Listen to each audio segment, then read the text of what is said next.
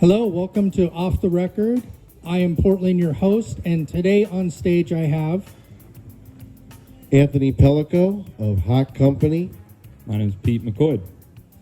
Guys, thank you so much. Welcome to the show. Deborah reached out to me and said, I heard this band, you gotta bring them on your show, and that is absolutely why you're here. You actually know Caleb Wildcard, so that was kind of the connection to Studio 21. Yeah, Caleb is a good friend of mine. We've actually written a song together called We Are the Stars, and we've collaborated on a few things. I've played a couple shows with Caleb. He's a really nice guy and just, very helpful and very kind to the people he works with, and always very thankful to work with people, and he's just a very thankful guy. Nice and very talented. Caleb is, you're a rock star. How long has the band been together? This band in this form has been together since 2018. And we Anthony and I have been together since about 2008, and we've been through a bunch of different bands. A band that we were with for a long time was Andromeda Sun, with members of other bands that are now we're all spread out in different bands throughout Portland. But this current form of Hot Company has been together since 2018 with our drummer Max and our bass player Jesus, and we've just been rocking.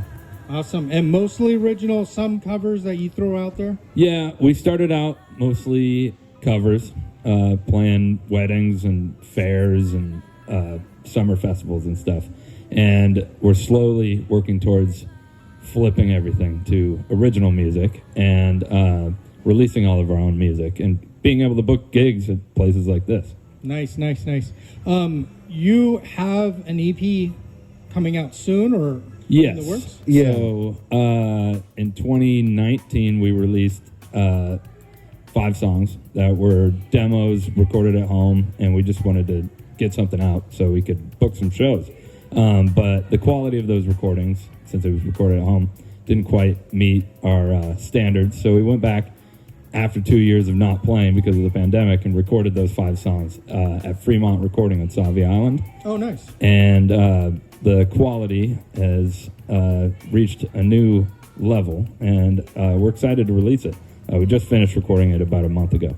We're also excited to get back to Fremont and record some new music, some new songs that we haven't even recorded demos of. So we love going to Fremont recording. It's a wonderful experience, hanging out in the whiskey shed, and there's so much great equipment, like vintage microphones and vintage amplifiers, a Fender Rhodes keyboard, and we were just really happy to work with Brud Giles there, and it was just a lot of fun, and should be out within a month.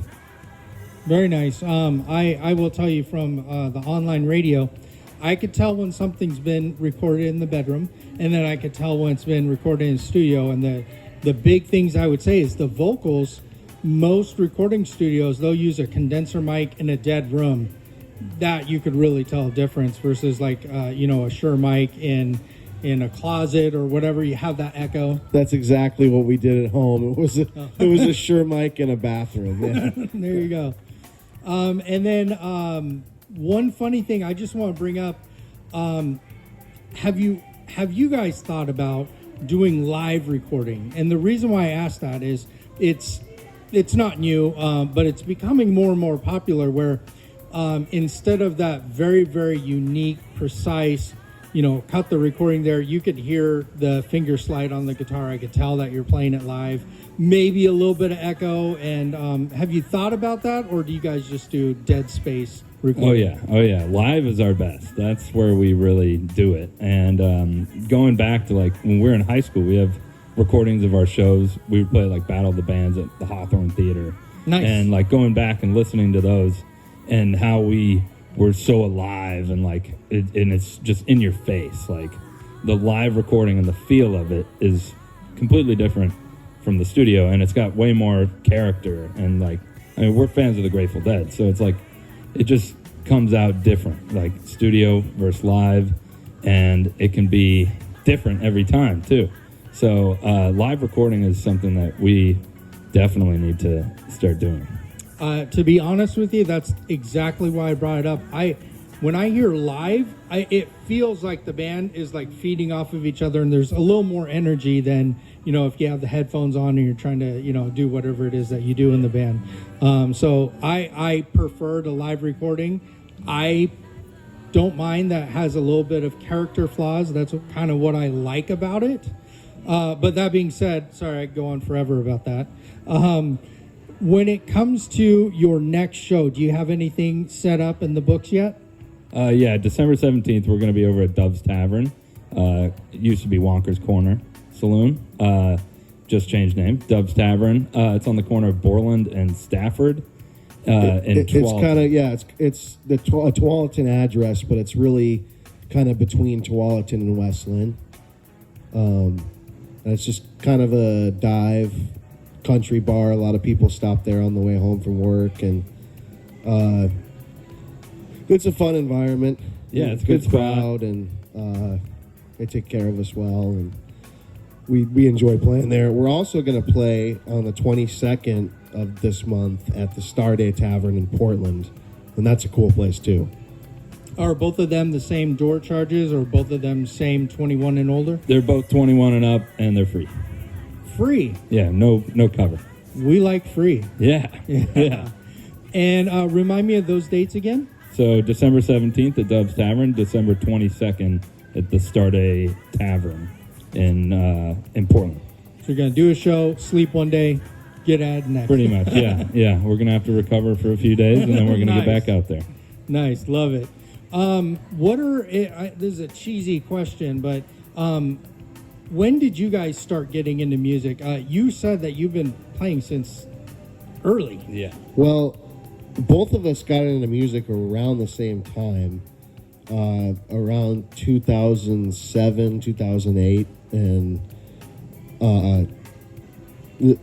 seeing the Beatles play in like videos really made me want to pick up an instrument and get started. And I know he was a fan of the Guitar Hero video game, and he had like a teacher that said like, you should try the real thing, and I'll let him take over from that. Yeah, this all started in elementary school. We went to Willamette Primary School together, and I remember seeing him. He had this red guitar, which actually Caleb plays now, I think. Yeah. And we were just little kids, and he went out and actually performed in the gym in front of everybody. And it was around the time I was getting into music too, and I was always really into sports, but that was about the time where it kind of started to change, and over the years it slowly went all the way to music. And in 2008, I was riding my bike in the neighborhood, and I ran into his dad, and his dad had seen these videos that I was making of my neighbor and I just jamming in the garage, like playing Bulls on Parade and just simple rock, heavy metal stuff. And he's like, why don't you come play with my son Anthony? And I was like, all right. And then now we're here, like 15 years later, and we're still rocking.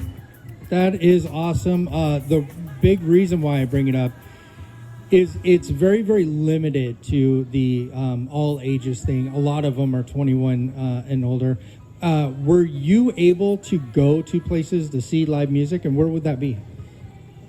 I don't really remember seeing much live music other than like the big concerts. Like he went and saw Paul McCartney. My first ever concert was AC/DC. That changed me forever. But we got to perform, though. There was an open mic night just a couple blocks from where I grew up. And that's where we played our first performances. Yeah, it was a coffee shop, and we were about 12 years old playing there. And it was like pretty much the first time we had really played together in front of people. And it was a good experience. It was just simple, but it was fun. And yeah, I had another point that I forgot, but hopefully it'll come back to me. It was good practice. I remember like the first time I ever did that, we were playing a song by Audio Slave, Like a Stone, and it's like a Tom Morello guitar solo. And it was my first ever time doing a guitar solo in front of people, and I was just shaking. Sure. And I could barely even play. But it just, you get out there and you get more comfortable every time. So Yeah, and that's kind of we need places like that for young kids to start, sound terrible, and then after like 10 years, really, hone in their talent. Yeah, because like you said, I just remember my point about you mentioning not many places are all ages venues. Like my mom used to see this band called the Freak Mountain Ramblers, and I would rarely get to go because 9 out of 10 of their shows would be 21 plus. Every once in a while, they would do an all ages show, and I'd get to see them, and that was a fun experience getting to see local music. But that was really something we got to take part in more once we turned 21, and we go and see a lot of local bands. We love to see TK and the Holy Know Nothings, the Resurrectrix. We're big fans of the local music here in Portland. Yeah. More like I work at a music school. It's called the Youth Music Project. It's a nonprofit in Westland, and it's kind of built on the idea to get those kids to see live music and get involved and go out on stage. And we have like a state-of-the-art stage and just lights and everything. It's a crazy place. Definitely Nice. check out the Youth Music Project. But I've worked there for 10 years since I was in high school. And that's the kind of place where kids can go. And we need to get more shows out for the public, but it's a great place for kids to get exposed to that stuff. And then see older people, like high schoolers, go out there and write their own songs and perform. So it's an inspirational thing for these kids. Absolutely. There needs to be more.